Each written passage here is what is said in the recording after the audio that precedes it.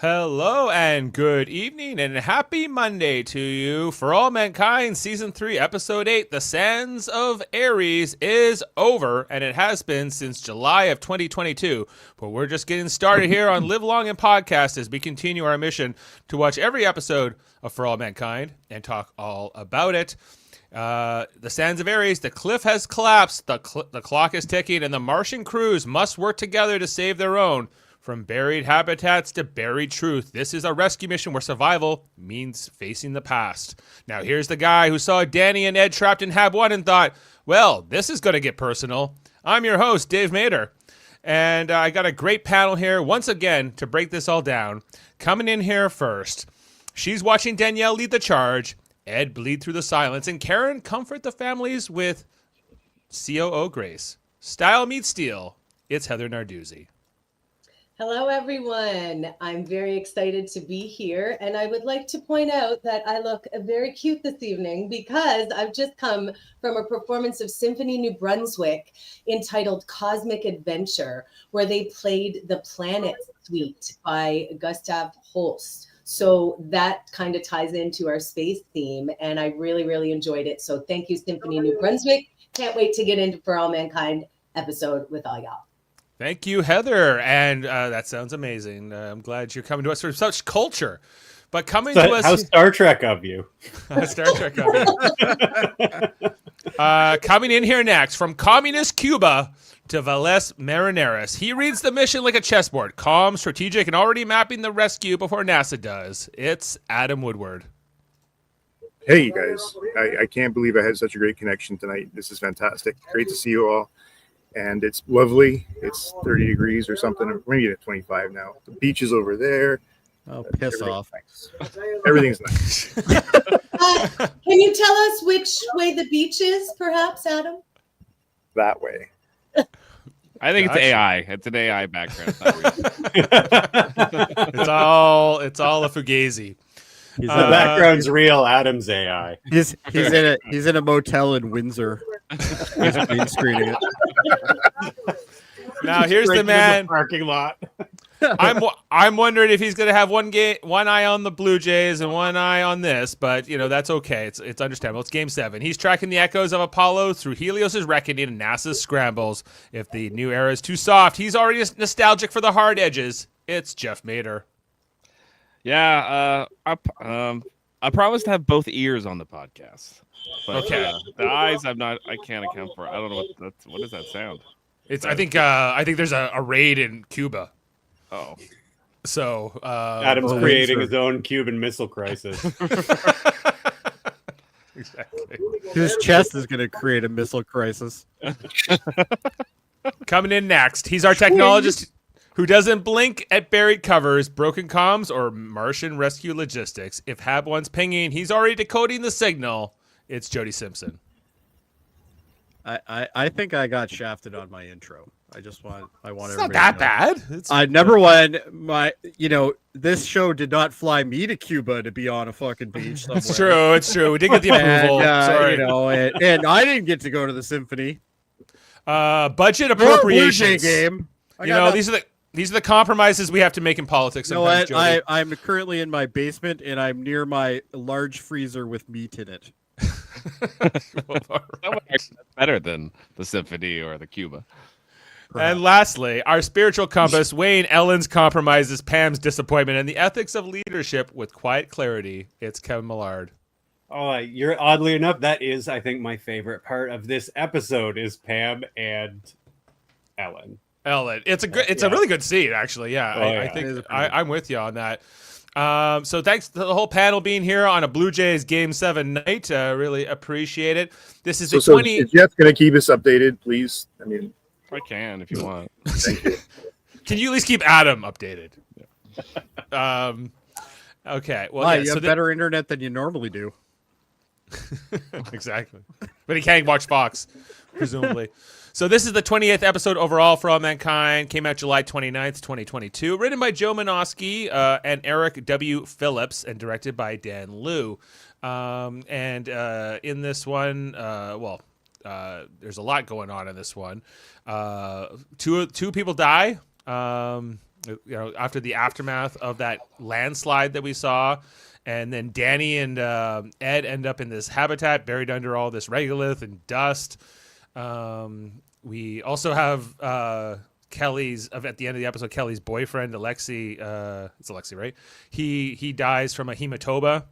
But the big bombshell is she's pregnant at the end.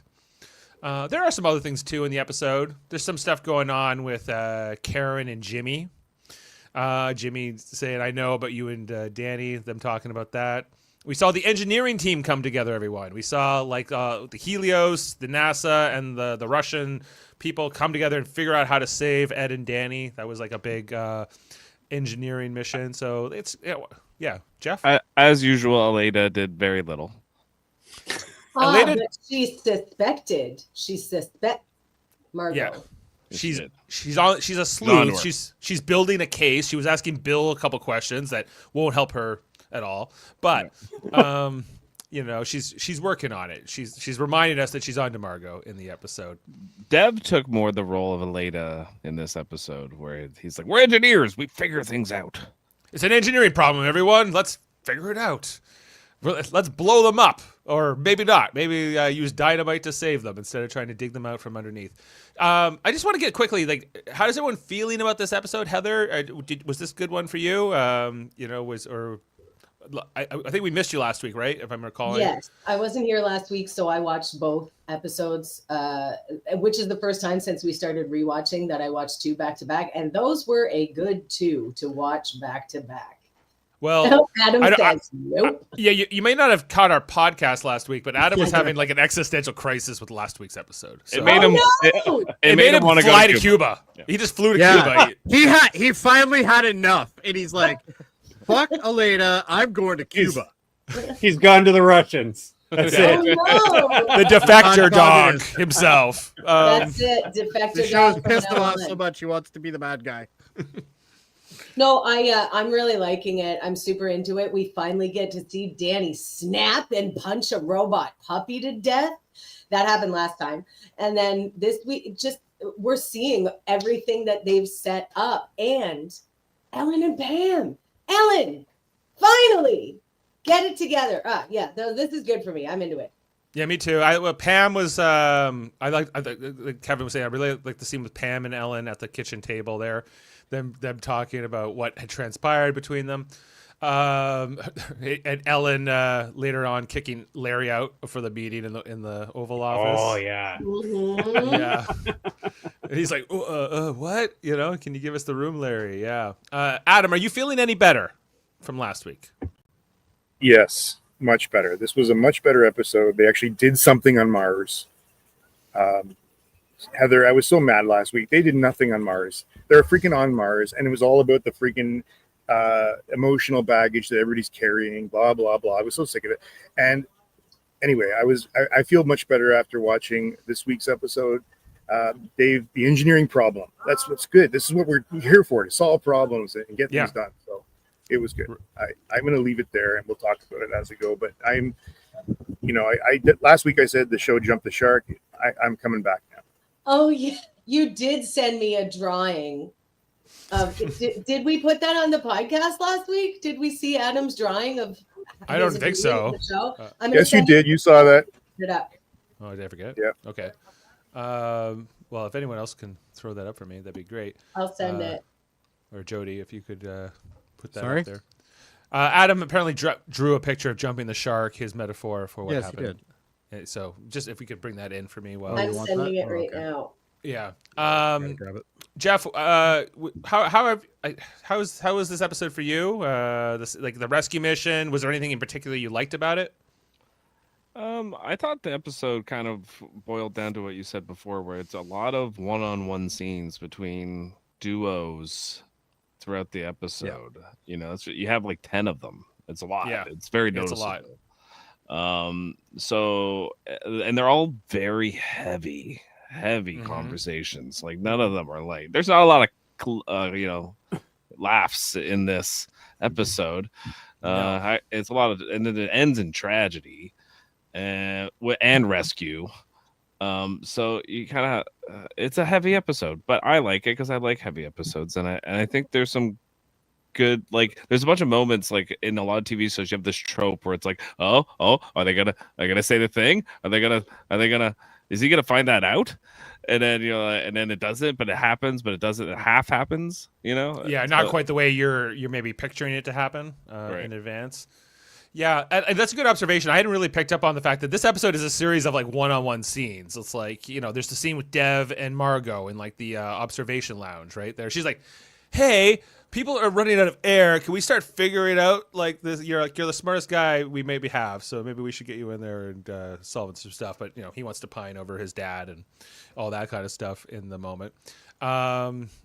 There we go. There's Adam's diagram of jumping. This is how he was feeling about For All Mankind after episode 7 of season. He texted me that with the caption. I do admire his week's show. drawing ability. Have you done any windsurfing while you've been in Cuba? Have you literally tried to go jump a shark? I was swimming in the Gulf today, but no, I have not done anything sailed yet. Maybe tomorrow. Yeah. Jody, can I go to you next? Sure. Was there anything in particular you enjoyed about the episode? I did like the Ellen and Pam thing. I think we mentioned that at the beginning. Mhm. Somebody did. I think Jeff maybe. I really liked that. I thought that was finally an interaction I actually enjoyed watching between those two, because every other previous one hasn't been that great, other than when she left. That was a neat conversation. But anyway. That one's good. I actually did like Dev for the first time, which was nice because usually I don't like him at all. So, but Dev, he kind of comes up with the idea. I love his response to "We're engineers." We're engineers. Like this is an engineering problem. It's solvable. An engineering problem. Yeah, like it's no issues. It's not insurmountable. And he's totally right. You calculate as much as you can, and you'll be able to achieve that. Right. So it's not undoable. So yeah, and just them all. For me, that was my favorite part. Like on the first watch and watching it again tonight, like I was like, oh yeah, like them, like them all coming together and like the problem solving, and they keep doing that. They do more of this, I think, in season 4, which I really enjoy. It's just like the people in Mission Control, how important they are. And it's not like they haven't done it up. But as I think it was Jeff that said it, literally, this entire episode is just one-on-one conversations, and Largely. they are rather deep, as he said. Like they're you got Pam and Ellen, who, like, this is a major milestone in her life that she is now finding out about, right? Like, so it's the question is she going to redeem herself, or is she just going to be the ass that we pretty much know she is? So we'll see that when I guess that will progress, and we have all these different ones. And I do agree, Aleda was literally useless in this episode. She literally looked and then said a couple things, and that was it. Dev did way more. Yeah, they didn't give her many lines. Like No, she had nothing. presumably she helped to figure out the problems. Well, you saw her as she was leaving, like when they packed up at the end. Yeah. You saw her and she was like, tired out and stuff too. So, but I think they really wanted to give a lot more, I guess, agency to Dev and Bill to some extent in that scene.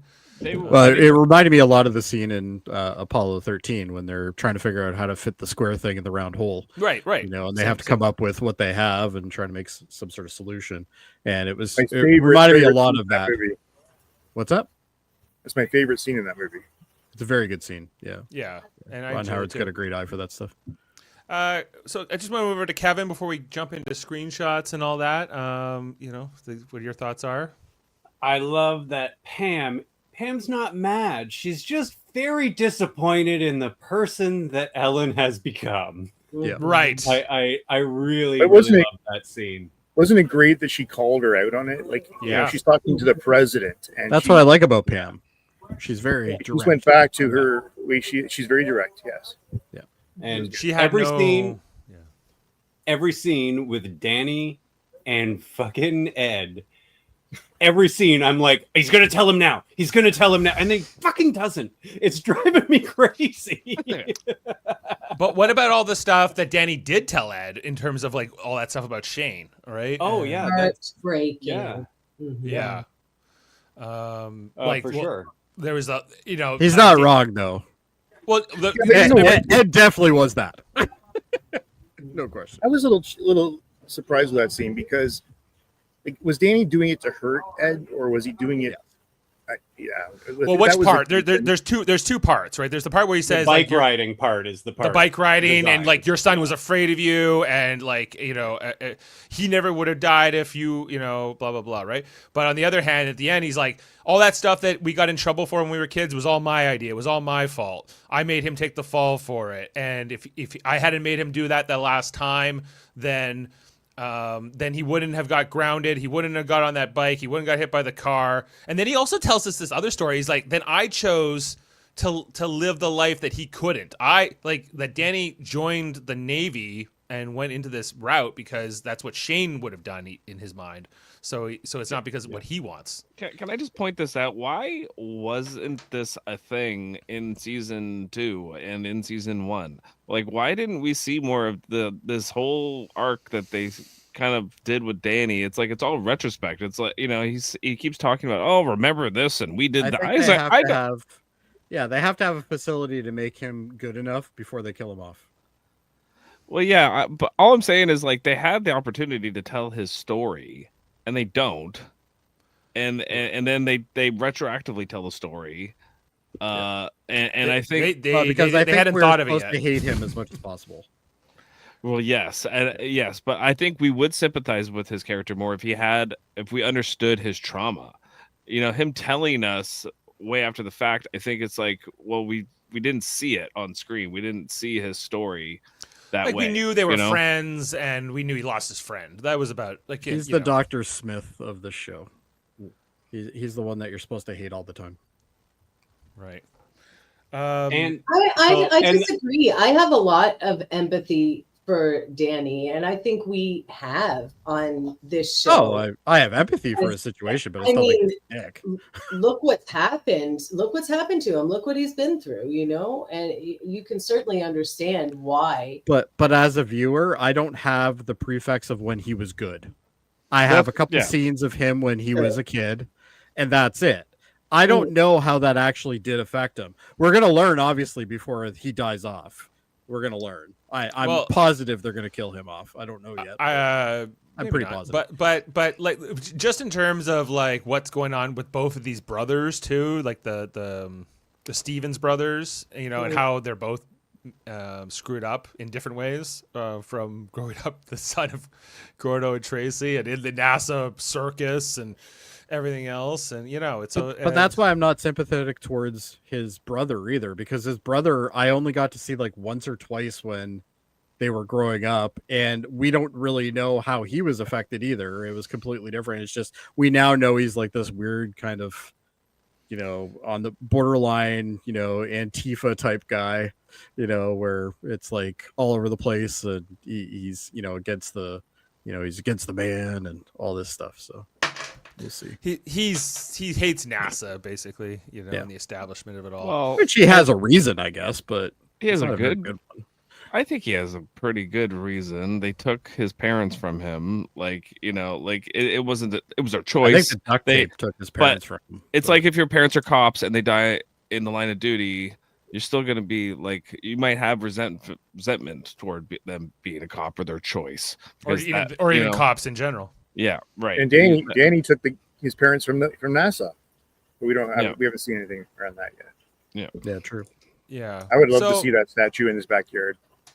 Like you even see, and a character we haven't brought up and we really should is Amber, and she's featured in this episode quite a bit. She actually talks.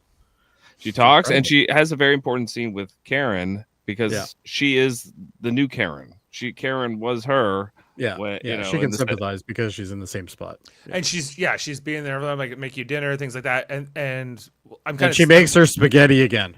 I'm kind of shifting back to Jimmy here, but that whole part where they're outside, she's outside with Jimmy, and Jimmy says, "I hate everything with all my fiber of my being. I hate everything about NASA. I hate everything about the space. Now he's worried his brother's gonna die on Mars, etc." And Karen just says, "I know exactly that feeling. I know, but she got over it. She got past it, right? Not that she likes going. Well, I'm not sure she did. Like Because she's made a couple of mentions of the fact that, like, if she never returns to space, she'll be very happy about that. I think she's, You know, but stuff she's like not. that. She's I gone think past she's like still- the fear. Like she's not just like, will Kelly Okay, I die? get Thinking what about you're is saying, Kelly gonna die every second. She's still living her life. She's Yeah. able to manage both, which is more healthy, I think. So, Gotcha. And speaking of Kelly, so Alexei is dead. Kelly is pregnant. Yeah. The Russians appear to want the baby, and I don't fucking care, unfortunately, about any of it. yeah. This Well- is going to be a story. I'm just going to be out. Like Alexei seemed to only exist to impregnate Kelly. Like Yes. that was the whole purpose of his character. He wasn't here very long. But I guess we'll have to pour one out for Alexei, some vodka. As he goes down here. And anyway, so let's get into the episode. If we all our preliminary thoughts are set. So the first scene is back at the Happy Valley base with the NASA crew, the 4 astronauts. Got Defector Dog, you got Tyler, Danielle, and Kelly, as they don't know what's going on with the Helios and Russians of what they're up to here. Anyway, Defector Dog's making some nice French vanilla for Danielle. Just then, they feel like the Earth or the Mars quake, if you will, like the ground shake here at the base. They look at the seismic meters and they say it's not a geological phenomenon. It must be something else, like an explosion or something like that. The readings lead them to believe it's something artificial or unplanned, and they zeroed on it. It's right at the Helios site. So there's something gone at the Helios site. They basically said it's not an earthquake, it's a landslide. It's Wait, go back. Can you go back one shot? Mhm. They're using Windows for work groups. Yep. Actually, it looks more like OS2. I feel like it's Visual Basic, maybe. Or, Well, you could recreate that in Visual Basic, no problem. yeah. Anyway, sorry, carry on. Kelly gets on the radio, but I don't think she gets much of a response right away. No, she gets nothing.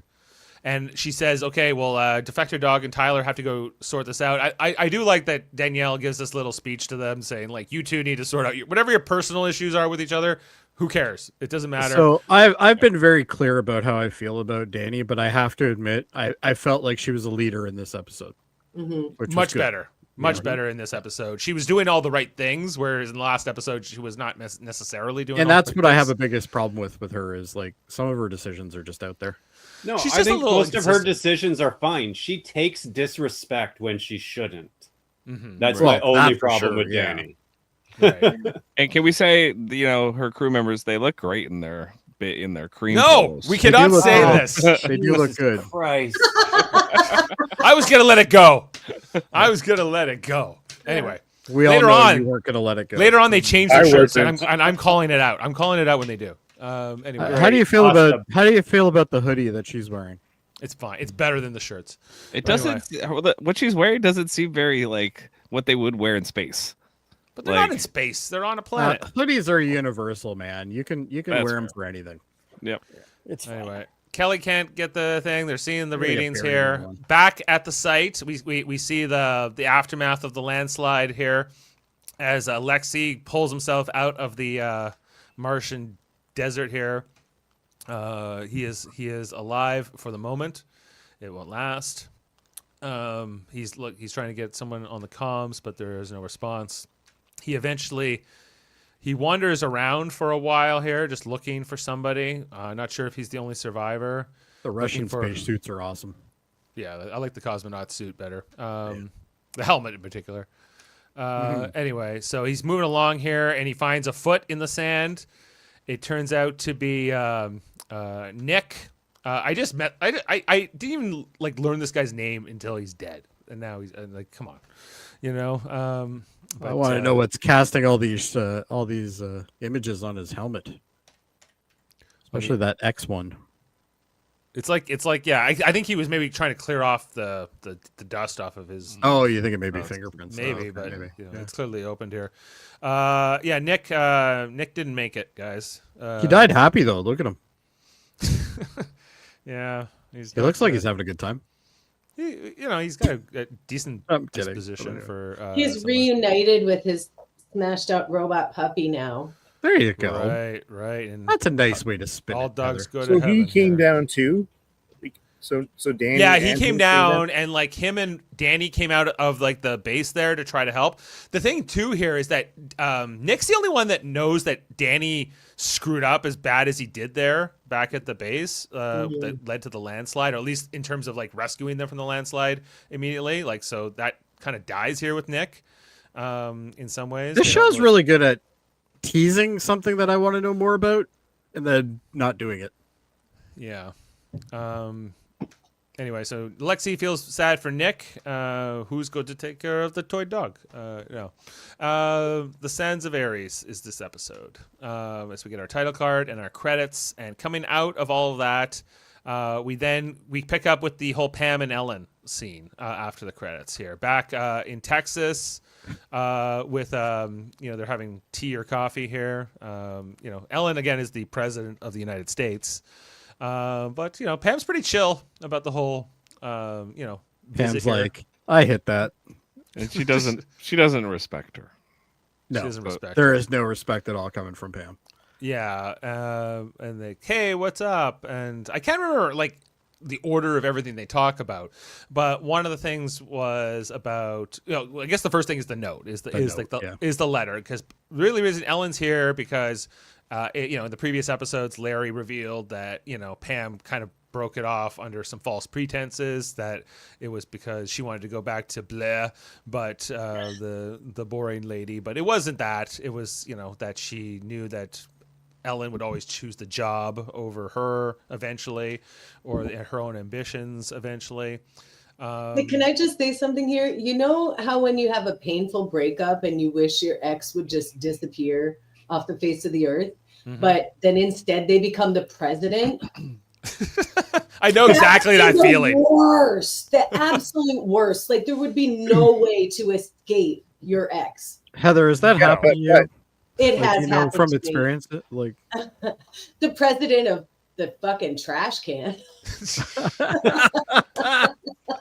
It's about all my exes, the president of. But Anyway, hold on here. I liked what she said here.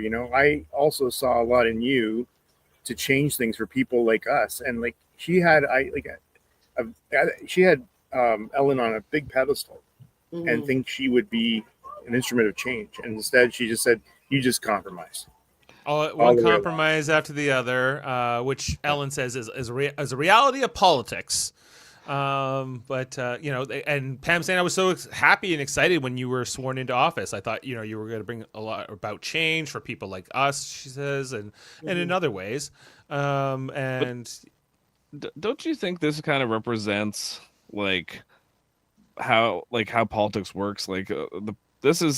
She actually represents the people, in my opinion, Pam. Yeah. And when she's in DC, she's talking to Larry. She's that he represents the elite class that decides everything. That's not really in the benefit of people. That is more about playing the game than it is about helping people. Yeah, the House of Cards lifestyle. That isn't. It's all about power.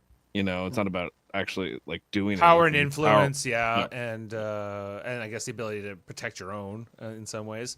But yeah, and there's this whole confrontation here from Ellen about you lied to me, right? And Pam's like, whatever, there's so you think we were blind? I was blind. I couldn't see that. She talks about, you see her phone, her BlackBerry goes off at one point here. That the work is always sort of out there. That Ellen being a very driven person and wanting that sort of. But she also went down the road of saying, what, if I had stayed around, I would always know that you would be itching to get back into that or do more with your life. Right. Yeah. Well, and she says you would eventually resent me. I mean, and that's the truth right there. And by the way, I love freaking Blackberries. I miss my Blackberry like that so bad. Like that was just me the too. best. Remember ever. a physical keyboard? Oh, the best. I had that too for a year, and then the BlackBerry came out the next year with the touch screen. Terrible. It was terrible, and that was the end of BlackBerry. It also corresponded with the same time iPhone came out, right? So it was kind of all those things at once. But I liked the BlackBerry while I had it with the physical keyboard myself. Anyway, so yeah, I thought some really good, interesting things here said to Ellen by Pam. All true. I was very much buying everything Pam was putting down in the scene. And I think that Ellen heard a lot of it. I think Ellen, did receive. I think that's kind of shown later on when she asks Larry to get out, and she kind of realizing that maybe like allowing Larry to kind of influence her so much has not been good. That for was her. such Can you a go back to good the moment for a for me. second? I hate Larry so much. Can you He's zoom in? such a snake. What, her earring? Enhance. Mhm. Oh, okay. It's not what I thought it was. All right. Okay. Thanks. I would like to note, if you look here on Pam's cup, it's a thistle. The Yes. flower is a thistle, and the thistle is Scotland's national flower that represents pride. Interesting. But there's also a dual connotation of resilience and strength, but also pain and aggression. So I think that was a deliberate choice, in my opinion. Oh, for sure it was. They do a lot of detailed stuff like that in this show, so that was cool, I thought, to notice. Yeah. Someone says this show is so whack. He's the only one here. Well, someone's got to start somewhere. Welcome. Thank you for Welcome. watching. You're just the other one commenting. We use live to tape them. We get a lot more views from the Yes. playback. What? to tape. Whack is good, right? I don't Whack. That's what all That's the what kids are saying. Yes, Back it's to the lit, names. Kevin. Right. Anyway, the Secret Service eventually comes and takes Ellen away. And The expression on Pam's face here says it all. it's so good. Like just her body language, everything. Mhm. Pam is so like over this with Ellen. In terms She of is. compared She's very to how she shy at is. Twain. Okay, so you're the president. That don't impress me much. Yeah. Yeah, that She and I are twinning it up over here. Yeah, exactly. Feel like a woman. But you know what? I hope this goes nowhere. Like, I think Pam's being. I hope this goes nowhere. What a quote. That is a quote. You hope that Pam She's doesn't- she's not leaving Meh for the second time to go be with the president that is the head of the Republican Party of all parties. It's just not happening.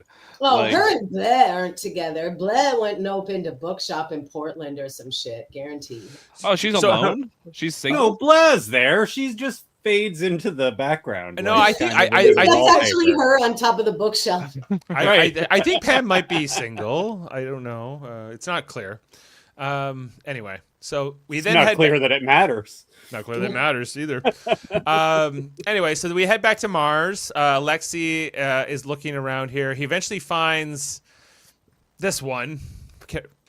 She's one of the Helios astronauts. I can't remember her name, but she survived. Her name is Mueller. She was the one with the broken arm, I think. Yeah, but she's looking better than. But they eventually find Castillo, the Cuban cosmonaut. You should let the people of now Cuba I know know. why Adam. Adam's there. Yes, R.I.P. for cosmonaut Castillo. You're muted if you're saying something there, Adam.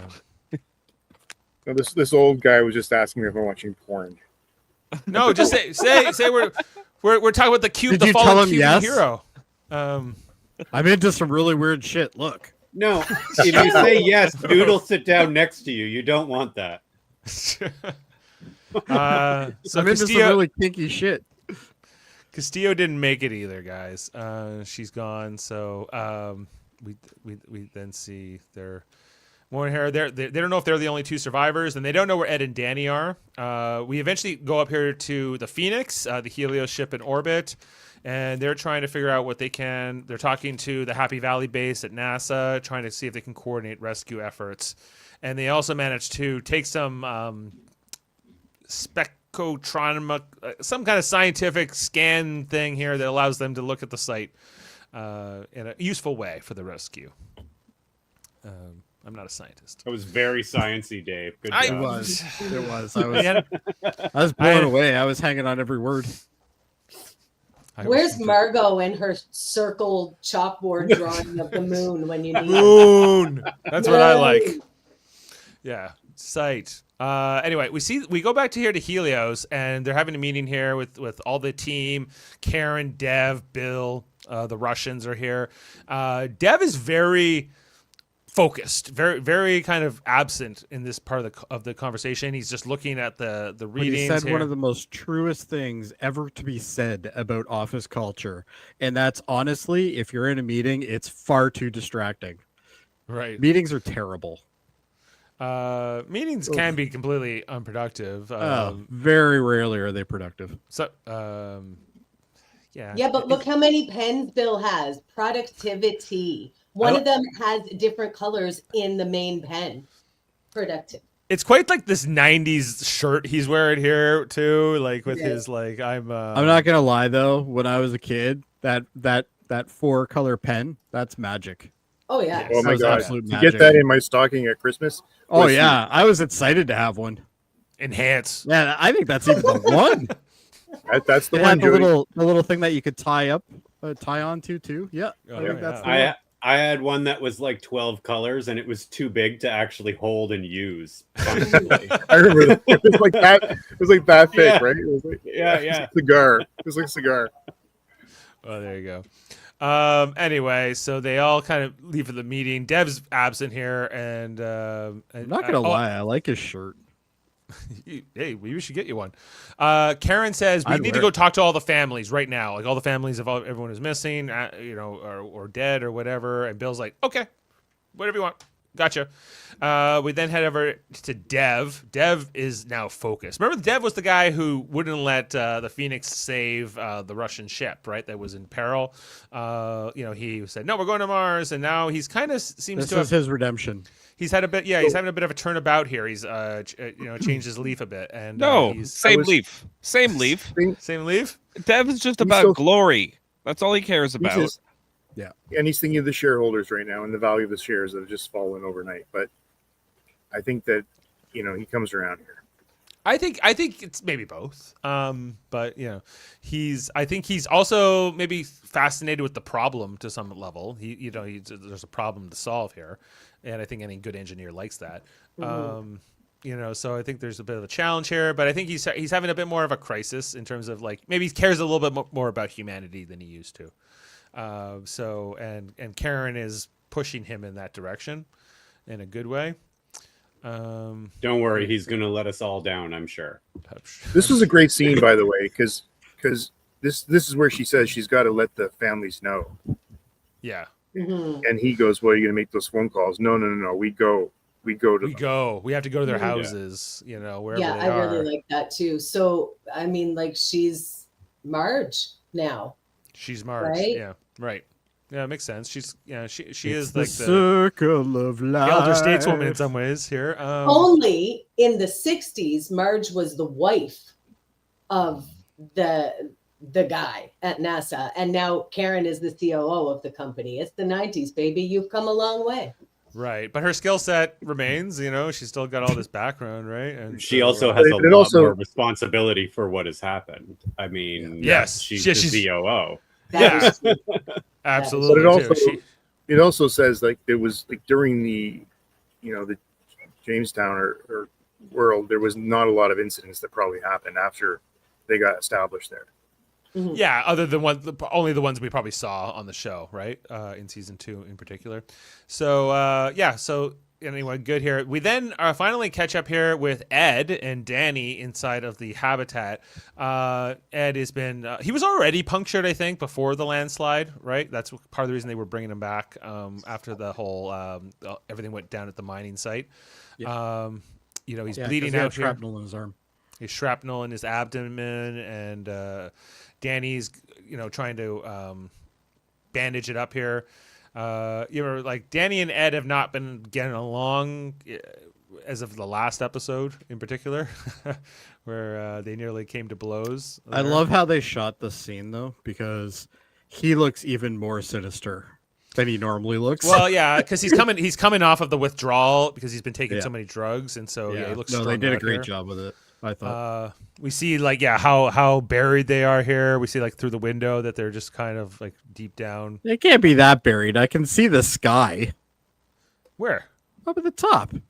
This is rocks. No, go up higher. Up here? No, by where the ridge of the hole is. Yeah, That's not the sky. That's not just a little dark spot there. no sky. don't know. They're underground. They're 20 meters down. 20 Is meters what down, they but say.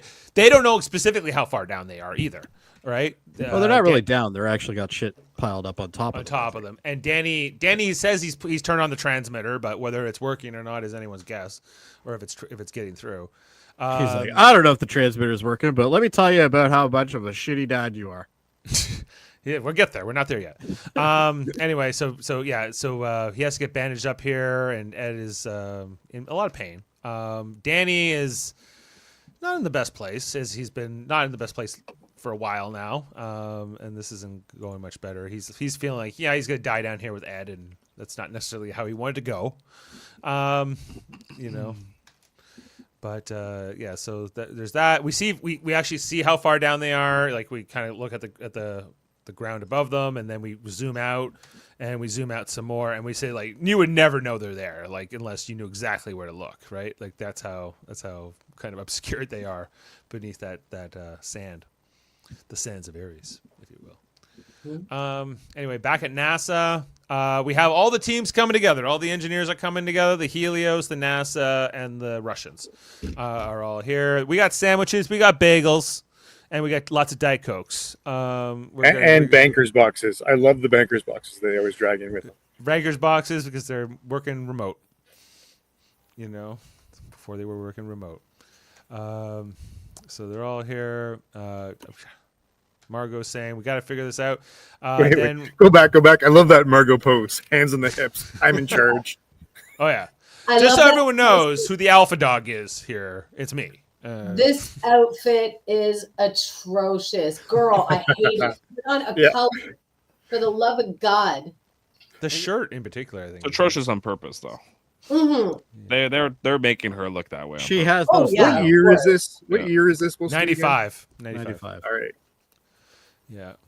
I think she was my grade 3 teacher. Looks just like her. Yeah. Well, like I don't Mrs. know. Like, McIntyre, she taught me English.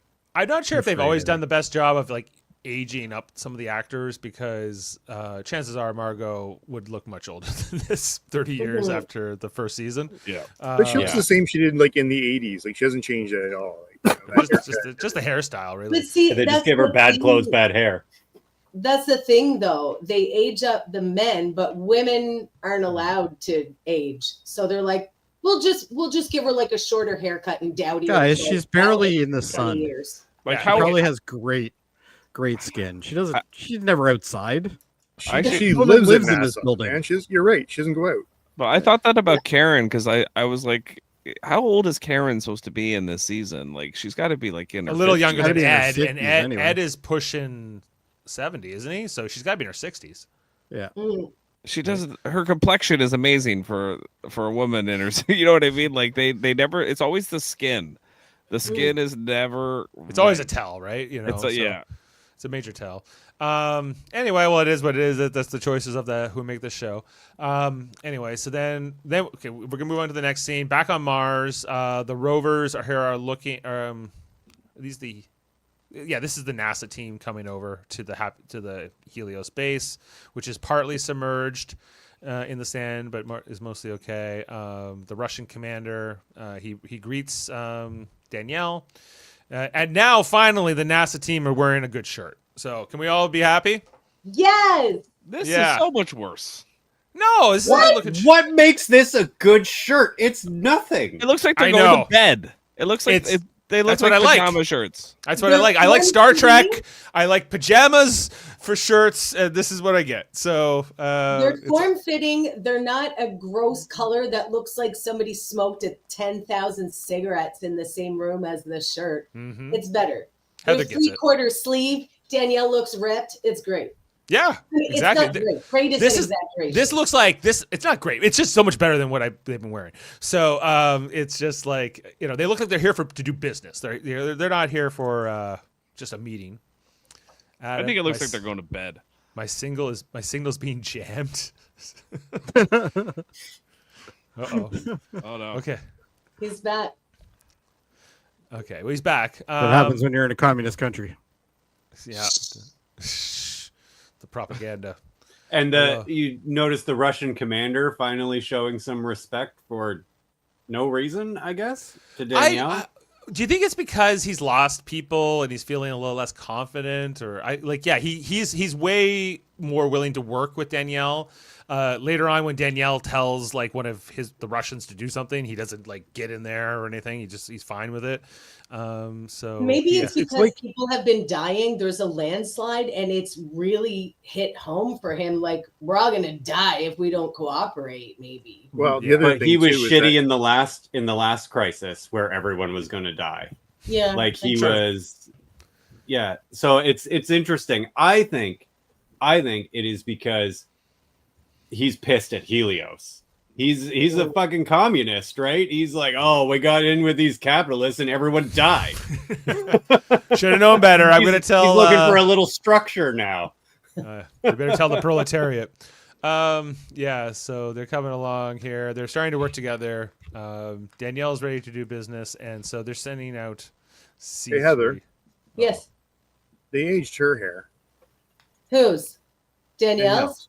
Yeah, they put a couple of tufts of gray in it, but like her face, she looks identical to how she looked in the 60s. Yeah. They did like they got like a can of like Halloween or no, like Christmas spray Frost, like, in her hair. You're and treading they're on like, territory here. You're 60. It's fine. I'm not 60. Not you. I feel like it, but I'm not. Back with Ed and Danny comes up next here. Ed's trying to drink some water or something from his suit. He wants Danny to have some. Danny says, "Sit down and stop using energy and whatever else." And he won't look at Ed. But Ed kind of gets him to, and we see that Danny is detoxing. Jack Nicholson look again. It's the Kubrick stare, right? Yeah. They've been having him do it the whole episode. It's great. Yeah. It's like, I thought I told you to stop taking those pills. So simple. And again, I love how this was shot, and I think this was on purpose to make sure that we had Danny lower than Ed. Yeah, definitely. Like the old Star Wars trope. Yeah. That's right. Yes. Every scene with Ed, we're like below Ed, but then with Danny, we're always kind of, for most shots, we're like above him here. So, yeah. Yeah, Ed's always So above him. the other thing, too, with this is that, so Ed says, I told you to stop taking those drugs, but he never took them away. He made it completely never locked the accessible. cabinet once. Never, it really I told you guys, everybody has the key to the cabinet. And when he finally tried to get involved with Danny, he took it way too fast, but Ed? No. Ed might have some temper issues. No. Anyway, is this where they get into the fight? No, that comes later, right? Yeah. Yeah, it comes a little bit later. Yeah, later. Because back at the Helios base, somebody's here. Somebody's at the door. Come and knock on my door. Who could it be? And it's Alexei and Mueller. They're alive. I guess, we got kisses Depends on through how the you window. define alive. We got kisses between Alexei and Kelly. This romance, everyone is so invested in this romance in this panel. You know what? It's I can't not watch it. It's the greatest love story ever told, really. Oh, it really is. Fuck you, Titanic. And we even see her. I guess like Danielle, like everyone else seemed to knew about this, but Danielle's like, "Oh, huh, I didn't know." Look at Defector Dog. He's like, "All right." Defector Dog. Like, this shirt looks really good, right? Also, I don't think that shirt's looking that great on him. No. It is not. It's looking better than the other one. So who knows that she's pregnant at this point? I don't think anyone knows she's pregnant specifically yet. It's only when assumed. she gives blood later for Alexei, and I think that's how the doctor finds out. Yeah, because she gives Yeah. a transfusion. Guys, spoilers. Yeah. Well, What? we already said he's dead. I haven't watched this. This is all new to me. Yeah, right. And Adam, I think, too. Oh yeah. Anyways, they're trying to figure out the search area. They're working together, just see what a search radius they can work out here. Danielle decides, okay, I'm going to send Alexi out there, and Alexi's not disclosing that he's got this headache and this other problem. If he had, I like Alexi's shirt better. Yeah, that's okay. Anyway, but like you can, even by looking at Alexi, like I don't know if I guess the actor knows he's gonna die, and he's trying to present us to with this like face, like I am not healthy, but I am not going to show it. And I'm gonna go along out there, But if they had drilled a hole into his head right now, maybe they could have saved him. Does Kelly get AIDS? What? No. Why? Water? From Oh, she had Alexi? Yeah, she had unprotected sex. Who knows? Oh Jesus. They Anyway, already hit so once, so I didn't know if they were coming again. not ever. Okay, we're moving on. So it's that we got. They're all kind of figuring out where they're going to look here. I think they do detect a signal, but they're not sure on the exact location of where Ed and Danny might be. So they're trying to get that. No, they don't have a signal. They don't get a signal until Alexi and Kelly are out. or almost on top of it, right? No, Right. they ran. But the they're simulation. speculating where by how long it took them to walk. Yeah. Right. This episode is a ton of math, and it's really cool. Yeah. How they find everything. I wasn't as good with tracking that, but here, I do have screenshots here. And there's an 8-minute delay, and I think that is fascinating too, that you can manage that. Right. Yeah, getting the information because, basically, yeah, NASA, like Earth gives them the plan, and then they have to figure out how they're going to execute it, really, right? But they're going to go search radius out here, send Alexi and Kelly in the rovers to kind of, see if they can lock onto a signal, assuming that they're alive at all. So that is the next directive here. Back on Earth, we got Jimmy and Amber and the baby here in the Stevens household as they're showing us on the news what the search area is. It's pretty big. I think it's a 5 Every time kilometer. I see that fucking logo, I think Pokemon, and it drives me nuts. Yeah, it's the Pokemon channel. But then just like an ad comes on for some kind of Viagra or Cialis kind of stand-in, and Jimmy's can't believe Jimmy's like, I should get some of that. Yeah, he's like my brother might be dead and they're trying to sell dick pills. He says, can you buy it there? Then we hear like a doorbell, and Amber's like, it better not be your friends, better not be Bryan Cranston's daughter. Wait, go back one. That lamp and lampshade peak 90s. Peak 90s, Oh, yeah. absolutely. Yeah, I think That was everybody in had one. everyone's house. Oh yeah, My mom still Everybody does had have one of those. especially the still has lampshade it. And the artwork behind it too. and the artwork behind it. Even even like the color of the walls. Yeah. There's a bunch And of the little shears. things. Yeah. Did you notice that she dropped the baby soother, and then in the next scene, the soother's back? No, it's a good eye there, Jody. I saw that. Anyway, so she puts the baby down. It's not Bryan Cranston's daughter. It's Karen. Which would you rather have show up at your door, Dave? Well, if you're bringing spaghetti, it might be okay with Karen. Oh no, you know you. she's bringing spaghetti. No, You know. She's no, bringing- you do not want Karen's spaghetti. that- she's here to runny make you spaghetti? spaghetti, whether you like it or not. That's Oh, what that you you runny are want. not spaghetti, going she's to all like over it. Listen, she got takeout. You can tell from the bag. No spaghetti tonight. Yeah. No, because they Oh, I later got on, bad news for you, Heather. It's a grocery bag. it's a grocery bag. The It's not scene that you takeout. see with them sitting at the table, she's eating spaghetti. Jimmy doesn't give a No. very warm reception here to Karen, by the way, which she's a little taken back by. Anyway, so she's like, "I'm here for you, Amber. Let's go make dinner. Let's go make spaghetti, just Oh, like we did yeah. it with my daughter." And But you know what? She also made the point is that you can't keep watching the same old news Right. over and You over. can't stare at the news over all night. You gotta eat. You gotta, she's right. Yeah, I So, learned that during COVID. And I guess That's so true, though. Jimmy and Amber, they don't have any other family, I guess, in Houston to speak of, right? They could be helping them at this time, right? So they're Well, Jimmy doesn't have any family. NASA got them all. True. NASA's got them all. Yeah. They've almost killed them all. That's not true. He has a loose a group of psycho friends that do favors for him. Right. They steal And statues. he has the statue of his parents. So, warm, cozy family times. Yeah. How come that didn't make the news? How come that wasn't mentioned? Like, who stole our statue of Tracy and Gordo? That's what I was trying to say earlier. They There didn't is a do anything with crisis that. right That was now. the one thing that I wanted to see, and they didn't do that. It's Right. even more impressive than stealing the crown jewels from the Louvre. No, that was awesome. Steal them. I love that. I love that shit.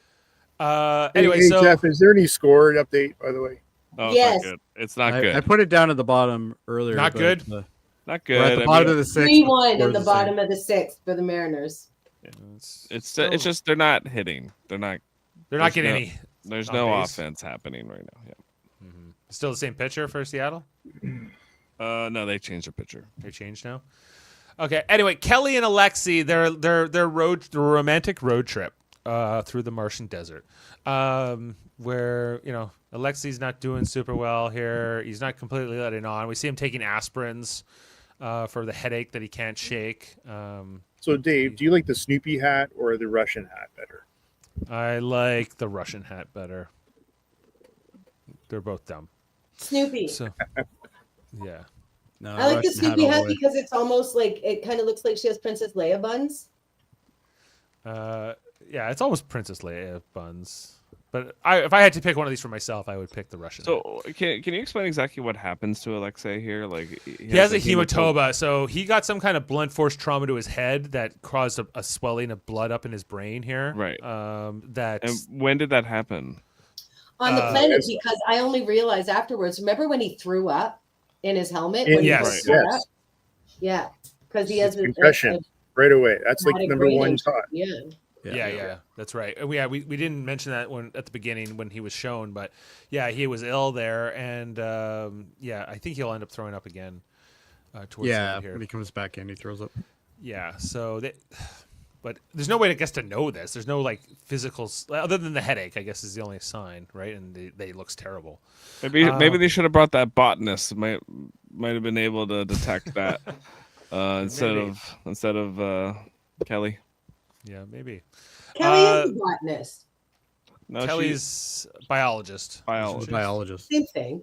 Well, you think she? Yeah. No. I One's think more- there's one's some more people that would plant disagree with you on that. Focused, like they're both biological life forms. True. Yes, but yeah, so it's more of a specialty. But anyway, they're going along here. They're talking about Alexi's father, and a little bit, and her father. They're trying to find her father, and the fear here, and. But all of a sudden they pick up the signal. They're kind of right on top of it all of a sudden, and they found basically Ed and Danny's hab. They're able to confirm the signal. It's not like there'd be some other random radio signal here on Mars. Like there's if you pick up anything, it's probably Like if you hit auto scan, you're gonna only find like 2 channels. That's it. exactly. English CBC and French CBC. There you go. Or Russian in this case. So anyway, they found them back at NASA, where all the engineers are all they're figuring out that how far beneath the surface they are, what the problem is, what they're going to do to work this through. Aleda's there, Margot, Bill, Dev is not present, and Margot's like, "Where the hell is Dev?" She notices that the Russians are here, but not Dev. So they say, "Where's Dev?" And she's like, "Oh, he went to go get some air." So she goes to find. Why is Dev critical to this? Don't they have like a room full of engineers? I don't know. In this, Margot was all of a sudden very worried about Dev. And then we also see she's like going, okay, I'm here. The Russian her, she's there. Yeah. Where's my And counterpart? Dev's- Where are my two counterparts? I guess is part of it. And Dev's guys are dying here. Right. They're trying to save two of Dev's guys specifically. That's also a good point. Yeah. So, but after Margot goes to find Dev, we also see here that Aleda is looking at the Russians. I think she asks Bill about Margot. What did the Russians say about Margot? They say she's a real ball buster. That's what Bill says. That's it. That's all he knows. She's like, thanks. Cool. Yeah, it's not like the Russians were going to go up to Bill and go, "Hey, guess what? Yeah. Margot's Guess what, been Margot? working for us. She's a great spy. Do you want to be spy? Good dental plan. Yeah. Anyway, the scene here with Margot and Dev in the NASA like observation lounge here. She's like, "Hey, we got like 10 minutes to save people's lives." Does this woman ever stand up straight? Well, this is her being casual. Oh. So, and we get the story of Dev's father, how he worked Rockford, Illinois, for a NASA contractor that we saw there in season 1 when our that guy got killed on the Apollo 24 launch pad when it exploded, right? You know, and that was his father. That was his dad. His dad worked there. His dad worked at the dad place worked that at the place that led to eventually the explosion. Yes. And Well, that creates some trauma. Anybody who saw Challenger explode, that was not fun. But more specifically, his dad lost his job, never was able to get a new one, ended up working as a cabbie for the rest of his life, effectively, until he died. And then his son went on to be very successful, but his father didn't necessarily get to see all that. There was some conversations here, too, with, Margot's childhood. What was it like for you growing up in Huntsville, Alabama, surrounded by all these scientists and all these kinds of things? And is there anything else I'm missing? Successful. He's looking like a pretty big fucking failure to me right now. Well, it's not going. The trajectory's not great. Always positive, Dave. There. He's done some other things, but yeah. So anyway, so Margot's like, hey, can we get enough about your dad? Let's go save some lives. Yeah. What about Ed and Danny? They're dads. Let's go save them. Anyway, so Margot eventually leaves Dev to his meditation as he continues. He doesn't even leave with Margot to go back. He's like, no, more thinking. I know I'm going to solve this problem. But then here's a problem. Karen Spaghetti strikes again. Do they eat anything else? Like, is this the only thing It's that the only anyone thing knows Karen how to make in the Baldwin home? Listen, Like- she's a busy COO. This is called Busy Gal Spaghetti. It's noodles and ketchup. Noodles and ketchup. Exactly. Amber's putting it away. I can't believe how hungry I was, Karen. Couldn't handle it. She's like, that's okay. Have some wine. Anyway, still 3-1, top of the 7th. Okay. Anyway, so they're sitting down to have more spaghetti, I guess, even though I thought Amber was putting it away. But she tried, and Karen was like, no, girl, it's good. It's soul food. It's good for you. Eat the spaghetti. After you eat this, And then Amber cries. Amber just bursts into tears at the prospect of having to take another bite. She's like, it's so runny. Yeah. So she has this whole breakdown. Why does it taste like ketchup? You didn't bring any of that Parmesan stuff Ed likes. Then the phone rings, saved by the bell. As they get the news here, Karen answers on behalf of Amber, and she eventually says, "Well, they found a signal, so there's hope. Basically, like we don't know that they've been saved yet, but at least there's hope." Jimmy comes down. His presence is not as Like, happy. what's he doing? Like, going back upstairs and listening to like My Chemical Romance or something? Like, No, what's he that's- doing? He just keeps leaving and coming back. Wouldn't be My Yeah. Chemical Romance. That's far too early. That's It'd be more true. Nirvana. 95, Nirvana. Nirvana, Maybe, yeah. maybe Kurt Cobain didn't die. Has Backstreet Boys come out yet? Or are they next year? No, he's listening to Typo Negative in the dark. Oh, I love Typo Negative. What's wrong with Typo Negative? It's a fucking working all these bands. Dave comes up with the Backstreet Boys. They were big in What's wrong with 1996. you, Dave? Does he Dave. seem like the kind of kid that's listening to Backstreet Boys? He's Maybe. Who, definitely Dave? no Jimmy. Yes, Dave, but Dave for sure, but Jimmy, no. Dave for sure. He's listening to 9 Inch Nails or. I remember when that music video came out with Backstreet Boys. Remember that it's called? It was like they're all wearing like the jackets and everything else. I thought, oh, is this cool? Is this new? Dave, move on. None of it was new.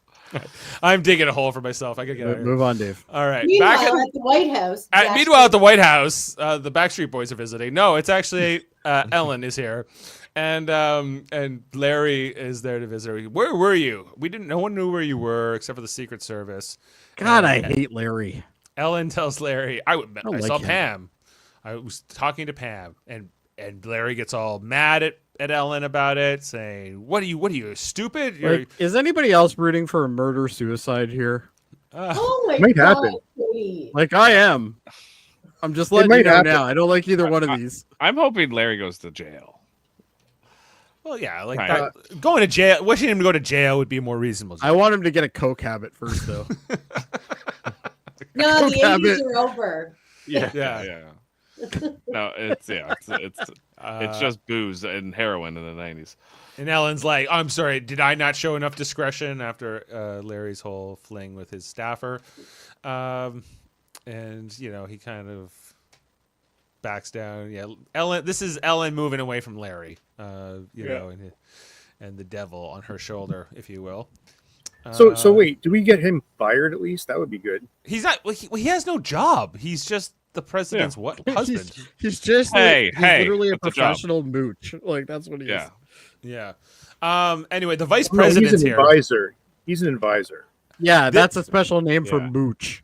Ellen meets with her president or vice president more than like Bush met with Cheney. I think like every scene. Oh, no, Cheney. Oh no, Cheney didn't want to meet with Bush. He just pulled the strings all the way along. Yeah, it's just he's a very active VP. This guy. Anyway, Then he got shot in the face. Anyway, so then Ellen goes, Larry, can you Ed give us the room? I'm going to talk to this vice president by myself. Ellen looks amazing here. Go back one shot. Ice cold. Get out, Larry. Love it. Yeah. Yeah. He's He like, was the room. listen, bottom feeder, get out. Mm-hmm. Larry's like, oh, yeah, sure. And then he kind of scoots off here. Yes, Miss President. They do make him look so pathetic in this scene. Like Yeah. he really does. Well, more than normal anyway. more than normal. Yeah. Yeah. Yeah, and it's a great thing. I find he's generally been pathetic most of the run of the show. Yeah, because he was acting kind of like a chief of staff, we were saying previously, but he wasn't a chief of staff. He's not filling that role. He's just kind of like this advisor. I hope we see a scene where somebody's like, who are you and why do you keep trying to tell me to do stuff? What are you He's guys doing here? he's the Stephen Miller. Like that's what he is. He's like the little sycophant that's secretly running the White House because the president doesn't really know how. But King of Stephen Blizzard Miller at least people. has a position. Like he's like the deputy. What's his position? What's his Deputy position? chief of staff. No, he's the senior advisor or some crap of domestic policy. That's his like official title. Oh, It's- not deputy chief of staff. No, look up his title. It's like the senior advisor of domestic policy. He's- It's a he's, completely made up bullshit He's role. director of you know? assholiness is what he is. But, Right, that's exactly what Larry is. That's the same. He has the same job. Same job, different era. Anyway, so then back at NASA, we got Bill here. His and- official title is United States Homeland Security Advisor. Anyway, Dev's here, everyone. He's got out of his little trance, and he's going to fix all this. He's going to get some Scotch tape. He's going to put it up on the board, and he's going to figure out how to save this because they're trying to figure out how they're going to like drill down and dig Danny and Ed out. But Dev's saying it won't work. There's no Well, time, Dave. There's no time. They're going to suffocate by the time. How do they Like- know what planet to drill on? It's crazy. How do they Without- know? How do they have such detailed geological maps of like the terrain? here? Soundings, Dave. They took Well- soundings. We're all good. Margot didn't draw it, that's for sure. Yeah. No. Like they have some pretty intricate, like we know that this is ancient basalt here. We know this is like where this lava. I was like, wow, this is some like you guys have. Yeah, they're mapped scientists. They do in this short of a sciencey stuff. time. This short of a time. Well, They've they have been the studying standing. Mars They've already for quite done some it. time. They Remember, talked they were about how gonna they had drill the here. standing equipment already. Yes, They can't even find these people, like below Dave, the sand. But you're Dave. telling me they can figure out all this? Dave. They They know had all this already. Exactly. Thank you, Kevin. They've already done the work. You guys always just They were argue with drilling and me for the everything. sake of it. All right, moving on. No, we're they're- right. They're there. It's they're not there for the to drill sake of for it. It's water. because Like, we're right. They had a drill. How do you think they set know up where the to water do- is, Dave? How do they have this detailed of a geological survey? It's not They that are detailed. I scientists. could draw that in 5 minutes. It's not that much more detailed than Adam's jump the shark diagram. Yeah, actually, I think Adam's jumped the shark is maybe slightly less detailed, but But this is pretty good, Dave. I think with this stuff, they do all these surveys well before they even go to Mars. Like, you know, like that's the whole point. Like They know all this about the planet. Yeah, remember already. they're the first people on Mars. They're not the first thing on Mars. But they're there for one thing, guys, to drill for water. They have to know. So this they stuff. must know where they're drilling. They must know what they Exactly. have to drill through. Yeah. Right. Well, okay, fine. I'm an idiot then. So moving on. But why they you're decided not. to drill, like, I still don't understand why they decided to drill on top of the cliff rather than the bottom of the cliff. Right. Don't understand. Yeah. That, Anyway, Actually, that makes a very Dev interesting wants to point. blow the whole thing up to get them out. That's his plan here. Let's No. use- Go a little He bit. wants to make a hole so then that way the sand would go into the empty shaft that's underneath from the lava that used to be Made there. complete sense to me. This is a good plan. This was a Sign better me up. plan than going from above. That's for sure. Well, it seemed to make sense to me. I would have liked to have seen it. Yeah, they didn't really show it. They just Yeah. showed what happened after. Yeah, Anyway, probably would have so cost a lot to do in CG. this is where Dev says, "Oh, these are engineering problems. We can do it, right? Like we know that digging them out won't work in time, so let's think outside the box, and let's work the problem, everyone." And they're like, "Okay, let's get there," which we all enjoyed, so that's good. Moving on, then we go back to Danny and Ed in the capsule. Their CO2 is rising. Ed talks about like soon, like it's getting colder inside the habitat. They're gonna have to get back into their suits. But Danny's getting a little bit more depressed in that way. He's like he's ready to die. Doesn't want to. What's put the back on point? suit. We're What's the just going to point? die anywhere. Dealing with the withdrawal from all the meds he's been taking. I didn't bring enough oxy with me. Yeah, he didn't bring them with him. This is where he's like, Ed's trying to reason with him, but Danny's not feeling it because he's Danny. I've never had to detox off of oxy, but I think he does a good job portraying it. Anyway, so Danny's going along here. This is where Shane comes up, right? Where Danny brings up Shane, and The look on Ed's face, though. yeah. He's like, Damn. why don't you just tell me to ride my bike or something? And then he goes, "What do you mean by that?" And then it becomes this whole thing about how Danny or Shane was scared of Dan. I like how Ed. they brought back the bike thing from the first season. Yeah. Right. And then eventually these two come to like they're standing, nose to nose. They start fighting. They start hitting each other. in Well, this. not sure a fight is what I would call this. It was more like an old guy taking a shot, straining himself, and then making him bleed again. True. And that's pretty much what happens. Ed goes down pretty fast. His wound opens up here. He starts bleeding out. And Danny, for a guy who hates Ed, he's not going to let him die. He's going to save him here.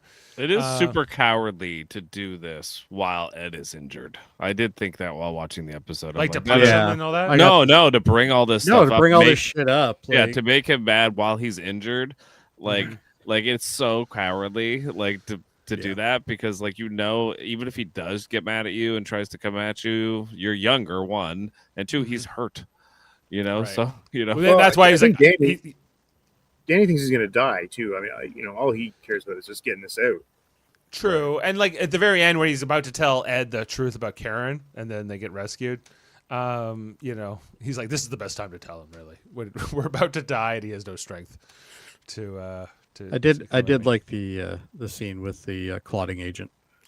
Yeah, I hadn't seen this before, like this powder that gets thrown on here. Very Any popular. Vietnam movie you ever seen, they dump this on you. Saving Private Ryan, they do it too. Same for forever. Ryan, yeah. They Yeah. have a similar thing for dogs. And Doesn't look technically, you could pleasant. use it on humans. I tried it once. It hurt. Yeah. It hurt a lot. Ed was selling me the pain here. It worked, though.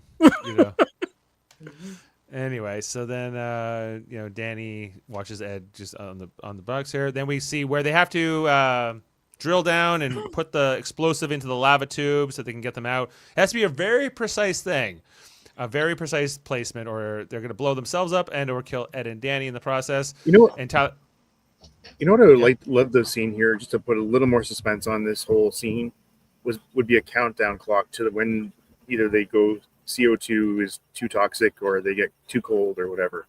I would have loved to seen that, just so we know the time that we're all dealing with here, because it felt very long. Yeah. Yeah, I felt like they were down there. Well, we know that they only have 6 hours of air, so it is. I don't think that the amount of time here is that long, but it's all at night, I guess. Anyway, so Tyler goes, "Who gets to do the explosive mission?" And Danielle goes, "You?" And she's like, "But unless you don't want to do it, then I'll do it." And he's like, "Come on, you don't know anything about bombs, Skipper. I'll do it." Yeah, So, we don't need you blowing yourself up. We don't need Is you what blowing it yourself up. says. So yeah, Tyler and Defector Dog head off to take this on.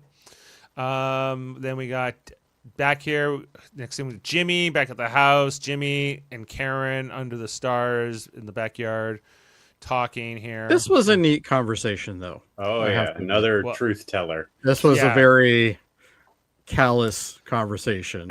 Jimmy drops the bomb. I know about you and Danny, and then Karen goes, "Oh, what do you mean? What do you mean?" And they're, she's like, "Come on." He's like, "Come on."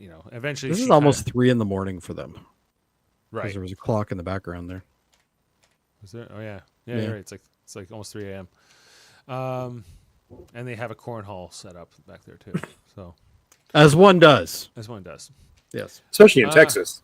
especially in Texas. Anyway, and she's, Jimmy says some pretty poignant things here to Karen, like you used my brother, or why my brother? Why, like why'd you do it? And Karen says, because I was angry and Oh God, when he Scared asked for- that, I was like, please, this show, I'm done with this show if he asks why not me. Like That never even occurred to me, but Or yeah, how about they were- tonight? How about now? right. I was like, oh God, if they do that, I'm out. I'm free. Are you? Yeah, no, this might be a bad time to do that. it'd be weird if he I'm was not saying angry. Karen would say no. I'm just saying that Yeah. probably ill-timed. Anyway, so she, he calls her out, says, "You used my brother. Why did it have to be him?" She says, "Because I trusted Danny, but I don't know." So, and then he, this is what I was mentioning earlier. He says, "I hate everything about NASA and space and the program," and she says, "I know that feeling very well." As they're left kind of looking up at the stars, waiting to find out if Danny and Ed are going to be saved. And contemplating all that. He's like, I wonder when my penis pills are going to get here. When do I get that penis pill money? Anyway, so then back at Mars, they are getting closer to where the rescue site is hopefully going to be. Where they, this is the Helios rover, right? Then Kelly and Alexei come back because Alexei was not doing so good. He is throwing up. He is sick. The Russian doctor, gets in there. He's able to figure out this is a hematoba fairly quickly. Well, you see him feel the back of his head, yeah, so he knows there's something going on back there. right. And he's also And- trying to see whether his pupils are dilated. So if pupils become blown, as well. Yeah, so they're gonna have to drill a hole into his head or something, relieve the pressure, try to save him in time, but it's he won't make it, guys. Spoilers. So, Whatever. Kelly's the only one who's going to be upset about that. maybe the Russians. Yeah. She goes, I loved you for 3 days. They didn't know each other that long. But it was meaningful. Love at first sight. It was, Love it first. I think it was hearing. lust at first sight. Because you remember he called over from his ship originally, like, "All right, we're about to do something really stupid. Can I trust you?" That was kind of like their first conversation. We then see them trying. Oh yeah, this is Tyler and Defector Dog who are like planting the explosives in the lava tube, using the laser pointer to be very exact with the measurements. That is a grocery scanner. I think you're right. So I actually have one of these, and that actually is one. Oh yeah. Like they didn't even modify it. Yeah, the LCD looks a little different, but past that, it's the same thing. It shoots a green laser, and it tells you Yeah. roughly how far you are. They had to be very specific. They had to I wouldn't run say this it's that accurate though. They are not detonation that one. accurate. No. Yeah. Well, It's like a You're that borderline. guy that was shooting, at helicopters, Jody, Burlington. What's up? Were you that guy that was shooting them at helicopters? No, that's illegal.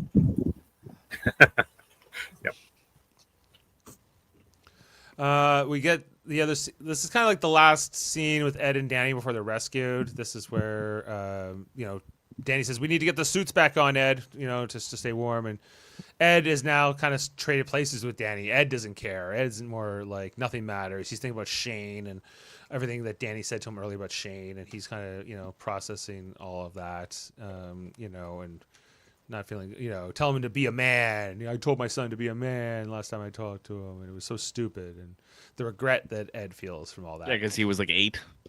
Yeah, something like that.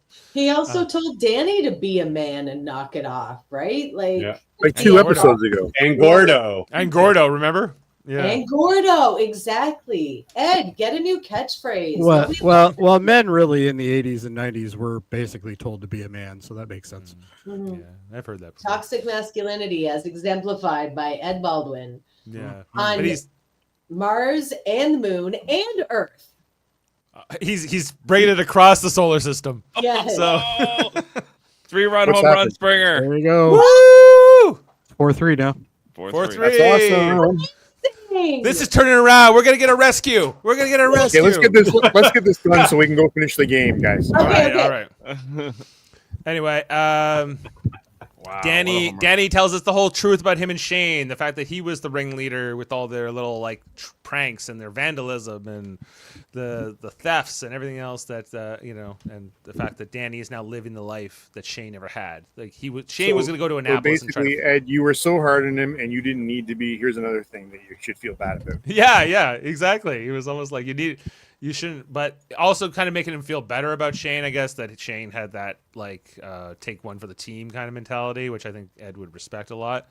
And so they kind of have like this reconciliation here, Ed and Danny, right? Where they're kind of coming to peace around Shane and maybe some of their stuff between the two of them, right? As they think they're about to die, they're about to run out of air, and Danny's about to reveal, hey, this is what I have one more big thing I need to tell you about. Does he need to tell him this? Considering that him and Karen so are not ill-timed. married anymore, I don't think so. But What's the point? yeah. I don't know. Danny's a messy bitch who lives for drama. Look, this may not be the right time, and neither of them might need it. I need it. I need it to come out. The scandal has to break. Yeah. Well, how do you think Ed will react to it, Kevin, when he finds out? I don't know now. I don't know. Well, it should be fun to see your reaction when we get there. Anyway, so then everything goes dark. We find Amber here sleeping on the couch back at the home. The phone rings and wakes Karen and Amber up as they fell asleep next to their glasses of wine. Sometime after 3 a.m., I guess, after the Karen and Jimmy conversation. Karen takes the call, and it's good news. They're okay. They've been saved, and there's a jubilation and a joy. And Jimmy's here, and even Jimmy's happy. Finally. But Jimmy doesn't share the joy with Karen at all. Not with Karen. He gives Amber a hug. And he starts crying. I think this was a great scene, too, actually, because you see the stress being relieved on both their behalf. Mhm. You know? And right. I didn't really get the impression that Jimmy loved Danny that much. But I feel that. He really does look now at I do. But they barely had any real scenes, Yes. really. In season 2 or 3 up to this point. There was the wedding with Amber and where Jimmy gave that great the best man speech or whatever it was. So that's And then when he got high. he got high, right.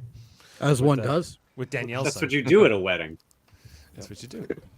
Back on Mars, it's daybreak. Can't It's do the next weddings day, sober. as Come we on see now. the result of the collapsed lava tube, now revealing the hab, right? Which is where now upside down. now upside down. They can save Danny and Ed, and Ed wakes up in the Helios rover base thing as Danielle is reading the Bible next to Ed. Just to say some prayers for him. Think it helped? Maybe it did. Didn't help Alexi. As they're back here, but then Danielle does tell Ed everyone who is dead, which Ed didn't know up to this point. Didn't know about Corrado, didn't know about Isabel, the other, and shows him the piece of the shrapnel that came out of him, and then reveals that Alexi has also passed here, and we see Kelly just weeping over his body.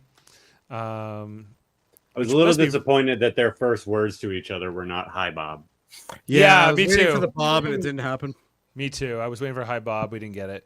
And then Kelly comes over and hugs her dad, and Ed tells her to be a man.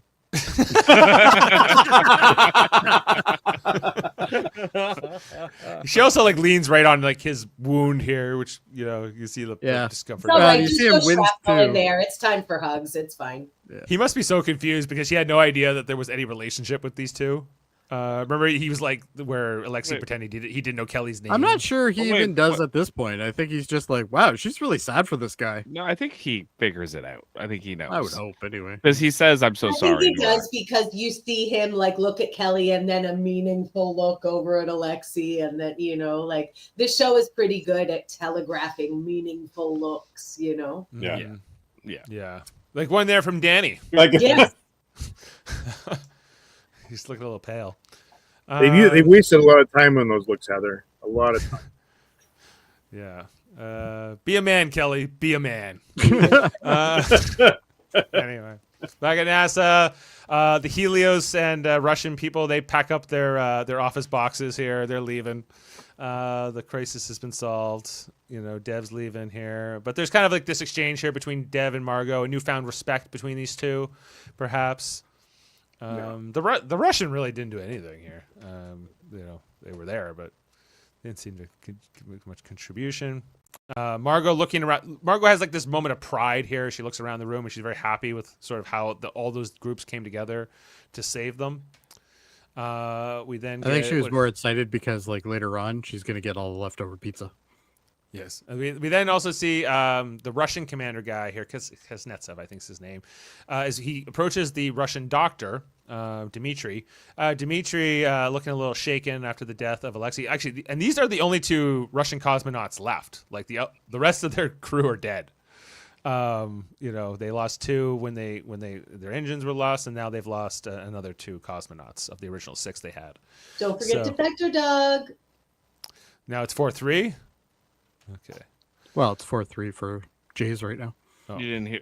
Top of the 8th. You didn't Oh hear no! that. It was already 4-3, right? Okay. Yeah. What do we do about the Baldwin girl? He asks. Well, we have to sooner or later she will find out that she's with child, as she donated blood to try to save Alexi's life, both being A positive, also my blood type for the record, and Jeff's, and 40% of the population. Thank you for that science, Dave. I'm O negative. Fun facts with Dave. You're O negative, Jody. I am. That's why he likes type O negative. That's why he's I always. do so actually negative. like type O negative. Mm-hmm. But do you know like you're only like -5% or like negative or 0.5% of the population or something like that? You're very. I know Well, it's rare. I don't Well, know that is how rare it is. that explains a lot with Jody. He's very rare. He's rare I am like rare. a Pokemon. You're the universal donor, so you can give your blood to anybody, but you can only receive. I know that because every time I go donate blood, they're like, "Give us more." Well, yeah, your blood be more I valuable. think you than might be mine. going to the wrong donation place. Give us more. The guy down at the corner with the dirty needles. No, Yeah. Right. Did they pay you, Oh Jody? yeah, that's the right place. no, I pay them. No. No. So it's not advisable to get knocked up in space, just because you don't want to give birth in space. And I think that this is what the doctor or the commander is saying. Is putting the whole crew at risk here. Yes. This is a big Yes. thing. I don't. I'm not sure if they want to abduct the baby, but they're definitely interested. How does it No. put the whole crew at risk? Because they might have to do something to save her life later on that they don't want to, that they normally would not have had to do. I think that's kind of the point. Like, I don't think, and they don't know, and nobody's ever given Rations. birth in space. right. Well, I don't think these Russians should be talking about putting people at risk. at all. They have been the agents of chaos through this entire fucking mission. Yeah, that's true. And last season's mission, they stormed the base with guns. Yeah. Yeah, the Russians haven't always been good, right? And like all the other I think that's why they killed off the Cuban. I don't know what you cosmonaut. guys watched, but I saw a bunch of Americans with loose trigger fingers kill 2 people, and then that started the whole thing. But Yeah. I'm not sure why the Russians are the problem here. Well, Jody. No, maybe they're going to do some baby snatching. We shall see. Anyway, that's the plot. Sorry, guys. I know that took me a while to get through, but Yeah, who would be like actually like what nationality would it be? I guess because they'd be born on a Martian. U.S. Yeah. a U.S. craft on either in space or on the ground. It would be. I guess it would come down to naval rules, whatever those would be, naval law. That would be an interesting fun fact. You got any fun facts for Sam? I'm thinking it'd probably be Kelly's baby. Right. It's Kelly's baby. That seems reasonable. I like So that is it explanation. a Baldwin or a Ning? Because isn't that her Vietnamese Whatever name? Kelly wants. He's dead, it That's doesn't how matter. it works. Right. Whatever the Russian last name was of Korolev, was that his last name, Alexei? Yeah. I think so. Anyway, That's a hockey player. does anyone have fun facts? No, sorry. I've been so enthralled in this engagement. I haven't had time to look up. Plus, not having another I screen can is really. quickly get that ready for you if you I'm want. watching the Blue Jays. If I'm you, not- Jody, that would be fantastic. Okay, why don't you do Um, ratings and then we'll do it at the end. Oh, okay. This is the time. This is my little Oh, I'm trick. sorry, we're where fucking up the when the format. fun Give me a facts are second, happening, Ben. I'm getting ready for ratings normally. Oh, I see. Okay, so you give me know. a second then. And if you're listening along here, hold your horses. Riveting. This stuff. is Jody. He's currently typing, and now I'm currently clicking on things. You're into the sweet sounds of Jody ASMR. I like this. Yeah, that's right. I'm That's right. gonna click on this now. It's gonna be good. You're doing Well, great. while we're waiting for that, I'd like to What? show Am I not sexy enough? Is that what you're trying to tell me? No, but this commemorative Spock plate that my Aunt Karen gave me, I just Oh, found it. I gotta look Ooh, now. Ah, I like it. it's commemorative. It's no Tom Paris, but it's all right. I have an Enterprise one. I must share with you sometime. Oh yes. I also put up some All right, Dave. before, All right, and now you- Jody has fun all right. facts. Fun facts with Jody. Oh, don't get too excited. There's only one fun fact for this. It better be real fun. Yeah, this episode takes place in March 1995. Okay, Is that- I could have Is that done your that. only fact? That's what it. you made us wait for? Jody, you're I heard. fired from fun facts.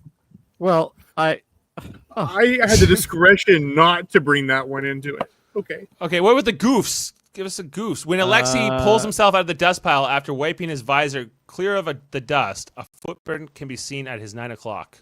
see, I told you. Told you there's something there. Let's Anyway, move on to ratings, shall we? And Shall another shall fun we? fact. Another fun fact. I thought Oh, we were trying to watch the baseball game. I got another one. Fun fact. Everybody wants to watch a baseball game. Let's go. Well, not me. Really. Is that Cuba? Yeah. are they Probably cheering for the Blue Jays in Are they- Cuba? They cheering?